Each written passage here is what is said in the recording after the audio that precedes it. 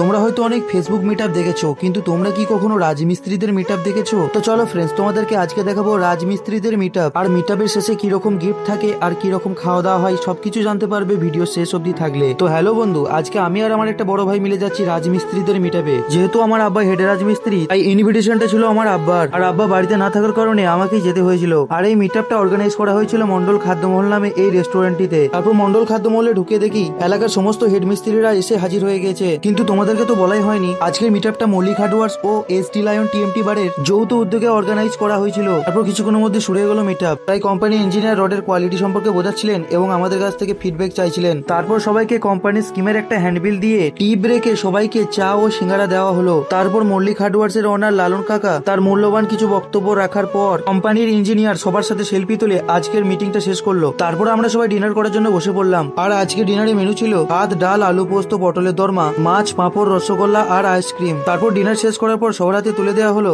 একটা সুন্দর গিফট। আর বাড়ি এসে গিফটের প্যাকেট খুলতেই দেখি ভিতরে আছে 3টে স্টেনলেস স্টিলের কটোরা, এগুলির নিচে তামার প্রলেপ দেওয়া ছিল। চলো বন্ধু, আজকের ব্লগটি কেমন লেগেছে অবশ্যই কমেন্ট করে জানাবে। দেখা হচ্ছে নেক্সট ব্লগে। আর ব্লগ ভালো লাগলে অবশ্যই লাইক শেয়ার কমেন্ট করবে।